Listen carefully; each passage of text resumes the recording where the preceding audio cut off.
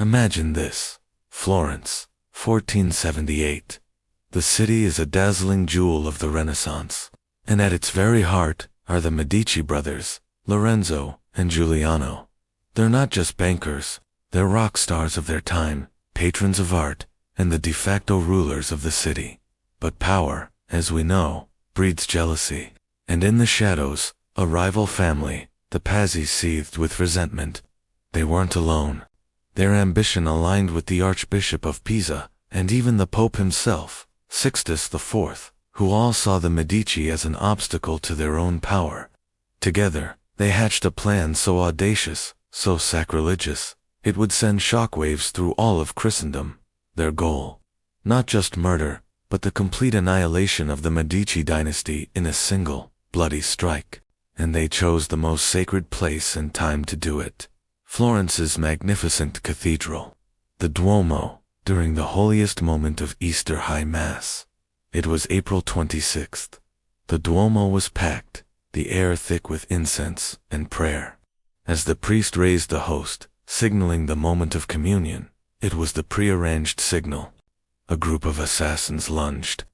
One, a priest, hesitated, unnerved by the sanctity of the act. His replacement, a professional mercenary, had no such qualms. He and another conspirator fell upon Giuliano de' Medici, stabbing him 19 times. He died almost instantly on the cold marble floor. At the same time, 2 other assassins went for Lorenzo. They managed to stab him in the neck, but it was a shallow wound. Lorenzo, quick and athletic, drew his own sword, wrapped his cloak around his arm as a makeshift shield, and fought back with a ferocity they didn't expect. His friends rushed to his side, forming a protective circle and battling the attackers amidst the screaming, panicked crowd. They managed to hustle the bleeding Lorenzo into the north sacristy. A small, secure room, slamming and bolting the heavy bronze doors just as the killers tried to force their way in. The heart of the conspiracy, the simultaneous elimination of both brothers, had failed. Lorenzo was alive. Outside the sacristy, the cathedral, was pure chaos. Worshippers, stained with Giuliano's blood, ran screaming into the piazza, spreading the news of the attack. But the Pazzi conspirators had made a fatal miscalculation. They expected the people of Florence to rise up and join them, to cheer for the liberation from Medici rule. They shouted "Libertà, Libertà, freedom," as they ran through the streets, but the Florentines didn't see liberators. They saw murderers who had desecrated their cathedral and attacked the family they loved. The public reaction was not celebration, but instant, horrifying vengeance. Mobs formed, fueled by rage and loyalty to the Medici. They hunted the conspirators down one by one. Francesco de' Pazzi was dragged from his bed, naked, and thrown from a window of the Palazzo Vecchio, the seat of government, with a rope around his neck. Even the Archbishop of Pisa, a man of the cloth, met the same fate. Still in his formal robes, he was unceremoniously hanged from the same window, his body left dangling as a gruesome warning to all who would dare challenge Florence. The streets ran red as dozens of conspirators and their sympathizers were captured and executed by the enraged citizens. It was a swift and brutal message. Florence belonged to the Medici. From the safety of the sacristy, Lorenzo emerged not as a victim, but as a hero. Wounded, grieving for his beloved brother, he was now the sole leader of the family.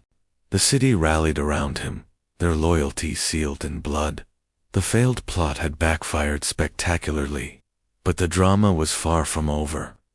Pope Sixtus IV was enraged not by the murder plot he had supported, but by the execution of his archbishop. He demanded Florence hand Lorenzo over. When they refused, the Pope did the unthinkable. He excommunicated Lorenzo and the entire government of Florence. He then placed the city under interdict, forbidding all religious services, and declared war. For 2 years, Florence fought a draining war against the combined forces of the papacy and Naples. Lorenzo, showing incredible political skill, undertook a daring diplomatic mission. He sailed directly to his enemy in Naples, and, through sheer force of personality and logic, convinced the king to make peace, leaving the Pope isolated and furious. When Lorenzo returned to Florence, he was no longer just Lorenzo. He was hailed as Il Magnifico, the Magnificent. The man who had survived assassins, stared down the Pope, and saved the Republic. The Pazzi Conspiracy, intended to destroy him, had instead cemented his power beyond any doubt. He became the undisputed ruler of Florence, and his reign ushered in the city's golden age. Under his patronage, artists like Botticelli, Leonardo da Vinci, and Michelangelo flourished, creating the masterpieces that would define the High Renaissance. The plot to murder a man in a cathedral had failed, and in its failure, it accidentally created a legend and unleashed an era of unparalleled artistic genius. It's a powerful reminder that sometimes, the most dramatic moments in history are not the ones that succeed, but the ones that fail in the most spectacular way possible. Thank you so much for joining me on this deep dive into one of history's most shocking plots. If you love these kinds of stories, make sure you hit that subscribe button and ring the notification bell so you don't miss our next video. We've got so much more to explore together. Thanks for watching.